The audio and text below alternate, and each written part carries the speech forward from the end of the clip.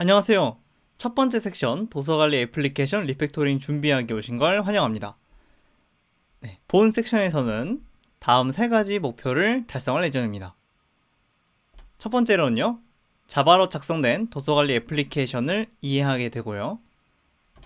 그 다음 테스트 코드가 무엇인지 그리고 왜 필요한지 이해하고 JUnit5를 이용해 스프링부트 테스트 코드를 작성할 예정입니다. 마지막으로 실제 만들어진 자바 프로젝트에 대해서 코틀린으로 테스트를 작성하며 코틀린 코드 작성에 익숙해질 예정입니다. 이 저희의 목표는 자바로 만들어진 프로젝트를 코틀린으로 리팩토링 한 후 새로운 요구사항을 구현하는 것인데요. 그때 이제 비즈니스적인 요구사항과 기술적인 요구사항이 있고요. 그래서 첫 번째 섹션에서는 자바로 만들어진 프로젝트를 이해하고 테스트를 작성하는 것에 있습니다. 자, 그러면 제1강 도서관리 애플리케이션 이해하기 시작해보도록 하겠습니다. 자, 저희가 지난 시간까지 이제 실행에 성공을 했었죠. 이제 압축 파일을 받아서 해제를 하고 인텔리제이로 여는 것까지 한 후에 애플리케이션을 실행시켜서 실제 톰킷이 동작하는 것까지 확인했습니다. 자, 마찬가지로 이렇게 저도 한번 실행을 시켜볼게요. 네, 좋습니다. 실행이 되어 있는 상태가 되었고요. 사실 제가 이 준비되어 있는 프로젝트에는 프론트 화면을 미리 넣어놨습니다. 그래서 화면을 먼저 보고 어떤 기능들이 있는지 대략적으로 살펴본 다음에 API에 대해서 설명을 드리고 코드를 한번 살펴보도록 하겠습니다. 자, 화면에 접속하는 방법은요. 이제 검색창에 http 그 다음 localhost 포트가 8080이거든요. 그래서 8080 슬래시 v1 슬래시 index.html입니다. 그래서 한 번 더 확대해서 보여드리면 이렇게 localhost 8000으로 들어가시면 되고요. 그 다음 v1 슬래시 v1 슬래시 index.html입니다. 제가 pdf 자료에도 모두 다 주소를 넣어 두었어요. 자, 그래서 여기로 접속해 보시면 다음과 같은 화면이 나오는 걸 확인할 수 있습니다. 이게 현재 제가 넣어둔 웹페이지입니다. 자, 그래서 http localhost 8080 v1 index.html로 접속하시면 프론트 화면을 보실 수 있고요. 이런 화면이 나왔었죠. 자, 이제 사용자 관련 기능부터 한번 살펴보도록 하겠습니다. 자, 보시면 일단 사용자 등록이 있네요. 그래서 여기에 이름을 최태현, 나이를 99세 이런 식으로 이제 넣고 저장을 누르면 실제 등록에 성공했다라고 나오고요. 이렇게 저장하는 API였습니다. 그래서 사용자 나이를 저장할 수 있는데요. 이때 이름은 필수이고 나이는 선택입니다. 그래서 하나 더 해보죠. 최태현 22 하고 저장을 누르면 이렇게 등록에 성공했단 말이 나옵니다. 자, 그래서 보여드렸던 것처럼 이 화면에서 등록 기능을 사용할 수 있고요. 그 다음 도서관 사용자의 목록을 볼 수 있습니다. 그래서 API로는 get/user인데요. 이때 다음과 같은 유저의 아이디, 이름, 그리고 나이가 담긴 이 객체를 리스트 형태로 전달해주고 있습니다. 관련된 화면은 이제 여기 있는 목록 부분에 있고요. 목록을 눌러보시면 이렇게 사용자 이름과 나이 그리고 수정 삭제 버튼이 나오게 됩니다. 다음으로는 도서관 사용자 이름을 업데이트할 수 있습니다. 그래서 put user라는 API가 있고요. 이 API는 유저의 아이디와 변경되어야 하는 이름을 받고 있습니다. 그래서 보셨던 것처럼 수정 버튼을 누르면 수정을 해보실 수 있습니다. 한번 해볼게요. 최태현 이름을 최태현 3으로 수정을 하겠습니다. 그럼 이렇게 바뀌는 걸 확인하실 수 있습니다. 다음으로 도서관 사용자를 삭제할 수도 있습니다. API로는 delete/user가 있고요. 이때 이름을 받아서 삭제하는 기능입니다. 그래서 화면에는 삭제 버튼이 있고요. 삭제 버튼을 누르면 이렇게 한 명의 사용자가 사라지는 걸 확인할 수 있습니다. 이렇게 유저 관련 기능들을 살펴보았는데요. 이때 관여하는 클래스들은 다음과 같습니다. 유저 컨트롤러부터 이제 유저 관련 서비스 계층, 그 다음 도메인 계층 코드인데요. 한번 코드로 좀 살펴볼게요. 자, 그래서 단축키는 아래에 나옵니다. 유저 컨트롤러를 검색해서 이제 들어가 보면 이렇게 현재 유저 서비스를 주입받고 있고요. 그 다음 이제 말씀드렸던 post API, get API, put API, delete API가 있습니다. 그래서 포스트 같은 경우에 한번 서비스 쪽으로 들어가 보면 이렇게 리퀘스트 DTO로 받은 정보를 통해서 새로운 유저를 만들어주고 있고 저장을 해주고 있고요. 그 다음 유저 정보를 가져오는 API를 보면 유저 레퍼지토리에서 전체 유저를 가져온 다음에 유저 리스폰스 DTO 형태를 바꿔서 반환해주는 걸 확인하실 수 있고요. 업데이트 같은 경우에는 이제 유저 정보를 가져와서 실제 유저 이름을 업데이트 해주고요. 딜리트 같은 경우에는 유저 이름을 통해 유저를 가져와서 유저를 삭제해주는 걸 확인할 수 있습니다. 네, 간단하죠? 실제로 유저 레포지토리도 이렇게 다음과 같이 JPL 레포지토리를 상속받아 사용되고 있습니다.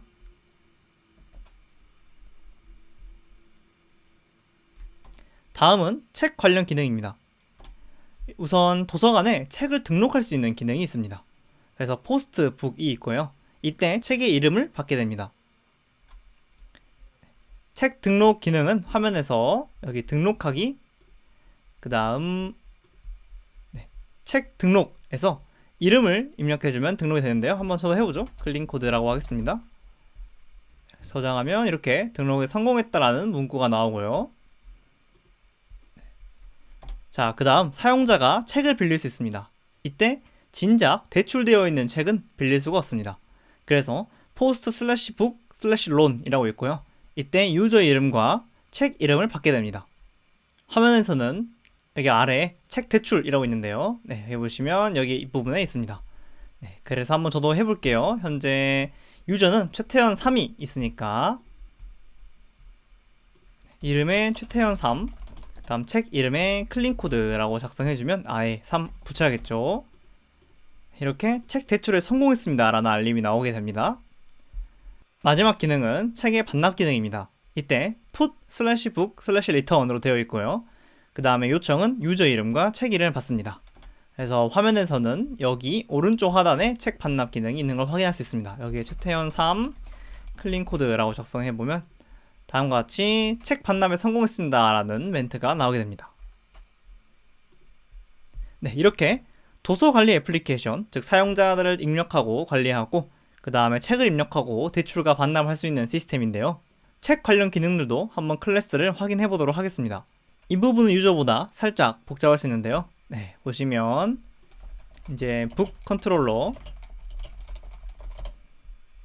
네, 이 부분에는 이제 컨트롤러가 마찬가지로 북 서비스를 사용하고 있고요. 세 가지 API가 있었죠. 첫 번째는 책을 등록하는 API, 두 번째는 책을 대출하는 API, 그 다음 반납하는 API였습니다. 서비스 로직도 한번 살펴볼게요. 네, 저장하는 부분은 간단하네요. 새로운 책을 만들어서 레포지토리를 통해서 새로운 책을 저장해주고 있고요. 이제 대출하는 부분인데요. 이 부분이 살짝 까다로울 수 있을 것 같아요. 우선 책을 가져옵니다. 네, 그래서 책을 검색해서 찾은 다음에 만약에 이 책이 진작 누군가에 의해 대출되어 있다면 대출되어 있는 여부는 이제 유저 론 히스토리라고 해서